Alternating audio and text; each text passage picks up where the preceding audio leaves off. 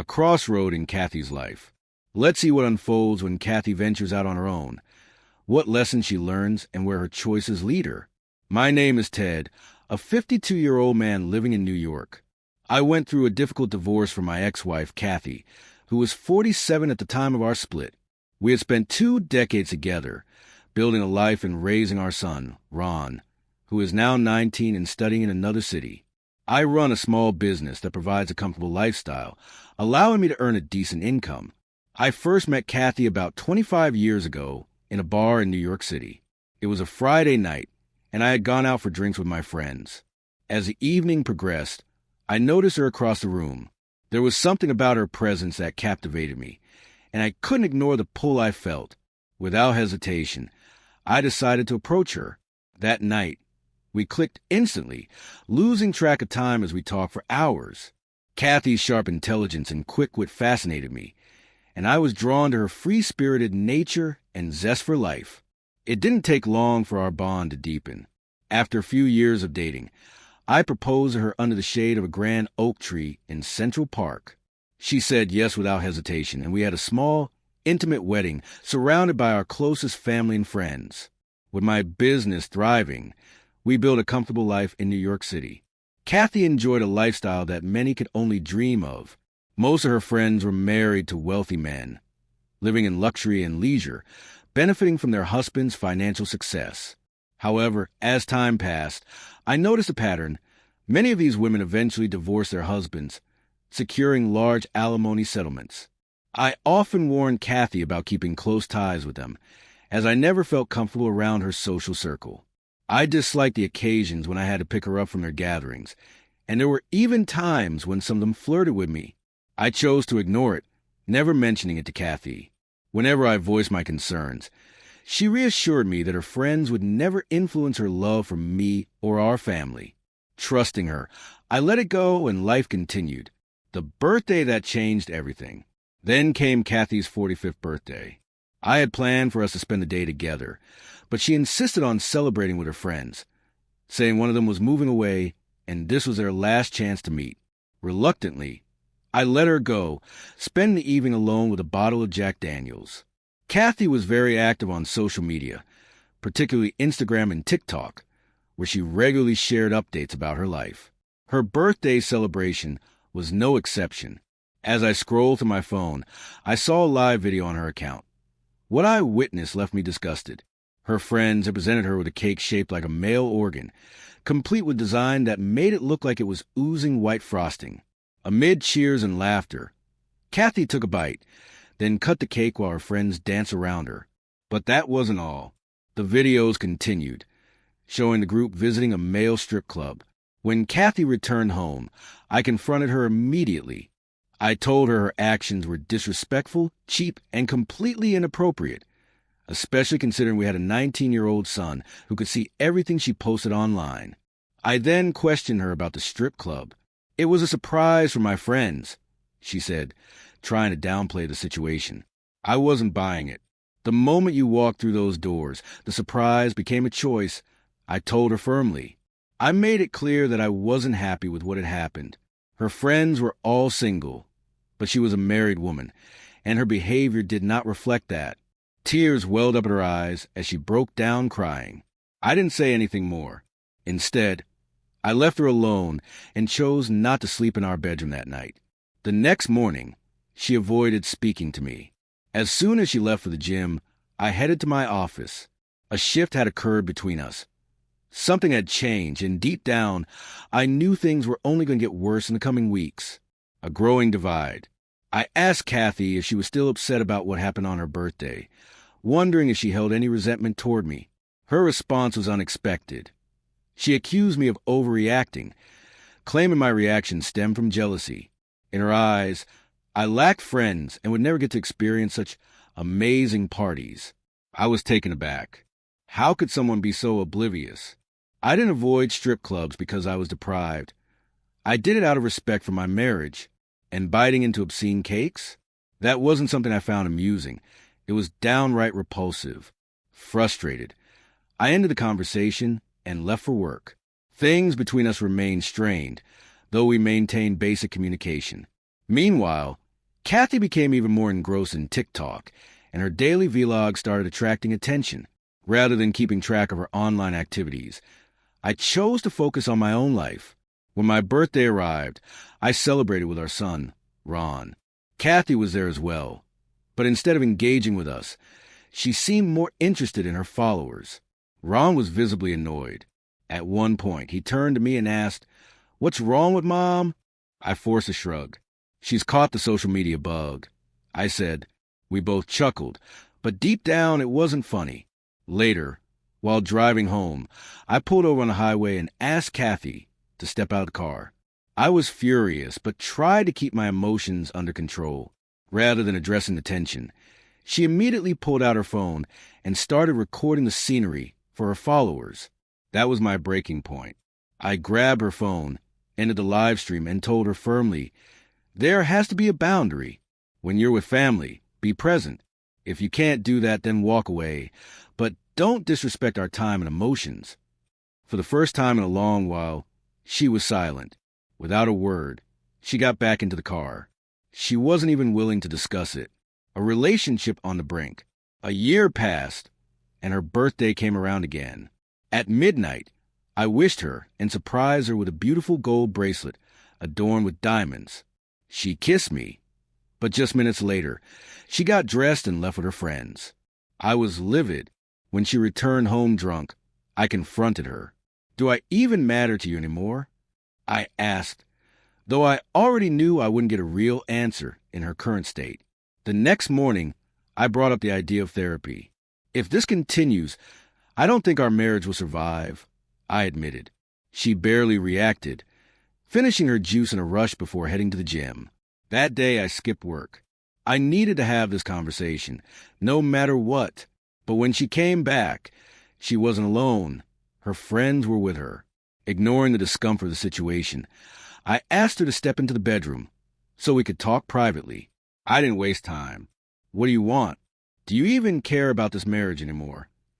Kathy sat down, inhaled deeply, and finally said the words that had been lingering between us for far too long. She had been considering divorce for the past 2 years. I frowned, confused. "What do you mean?"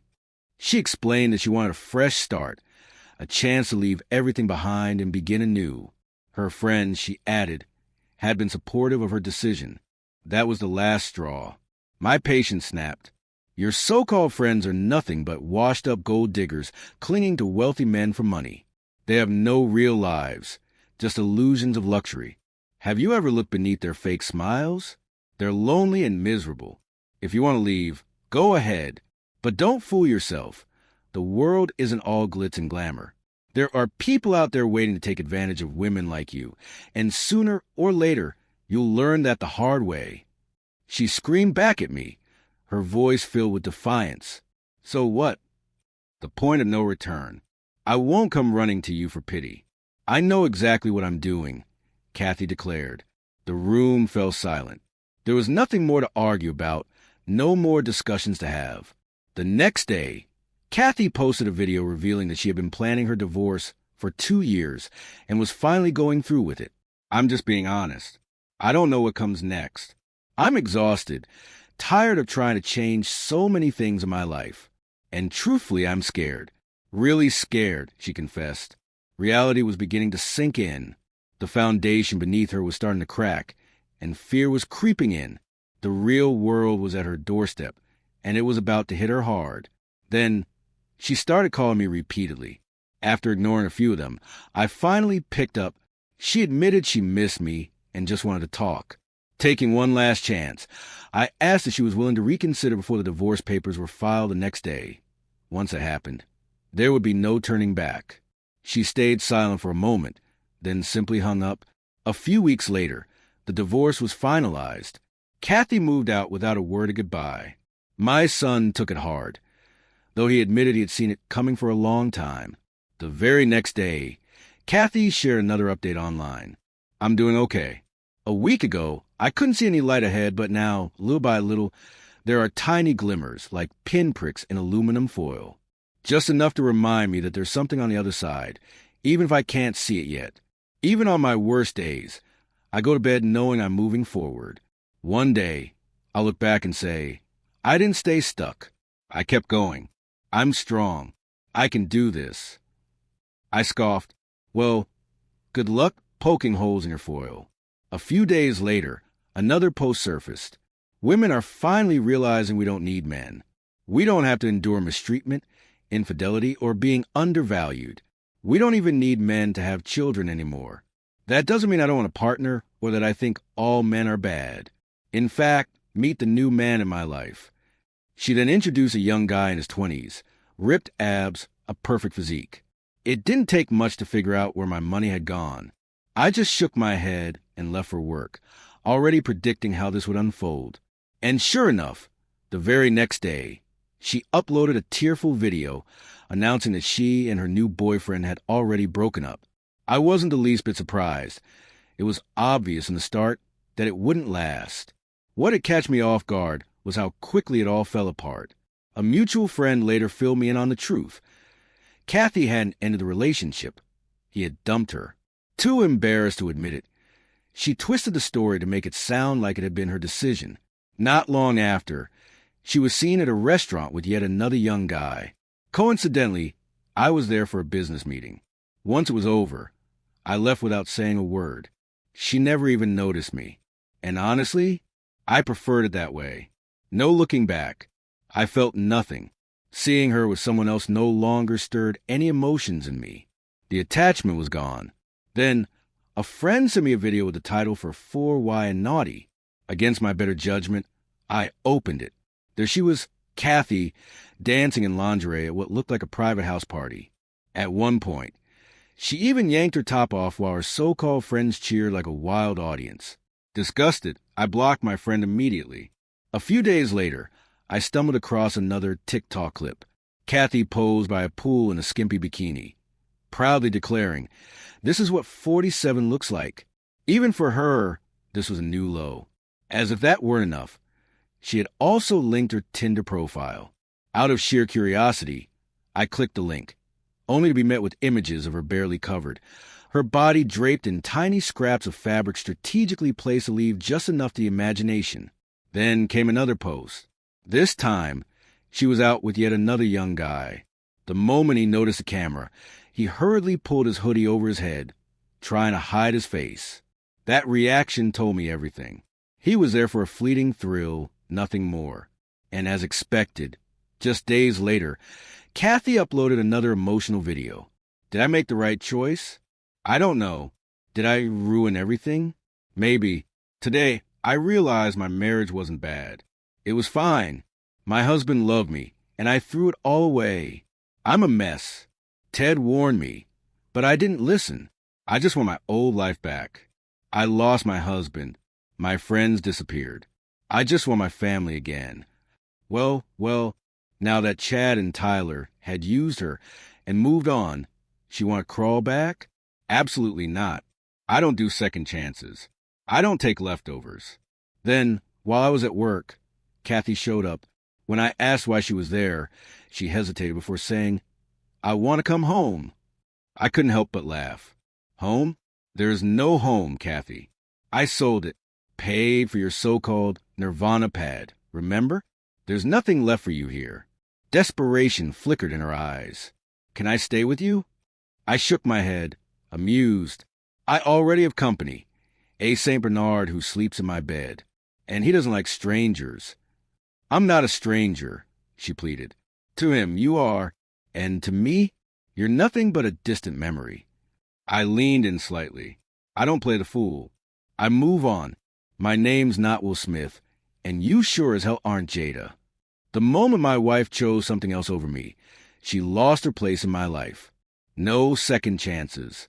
Her eyes welled up as she turned and walked away. I went home to my dog. A few days later, I saw another one of her posts. This time, she was rambling about how disillusioned she was with the world, admitting how hard it was for a woman her age to find love again. Yes, Kathy, you were warned. Life doesn't pause for anyone. A fruit is meant to be enjoyed when it's ripe. Leave it too long and it rots. Nature gives us lessons, but we ignore them. She had everything: love, family, stability. But she wanted something else. something no married woman should chase. And now, she had nothing. As for me, I have no need to search for love again. I'm in my 50s, and starting over isn't worth the trouble. My dog gives me all the loyalty and affection I need. Soon, I'll pass my business down to my son, let him take the reins, and I'll enjoy the peace I've earned. Maybe I'll soak up some sunshine in the woods.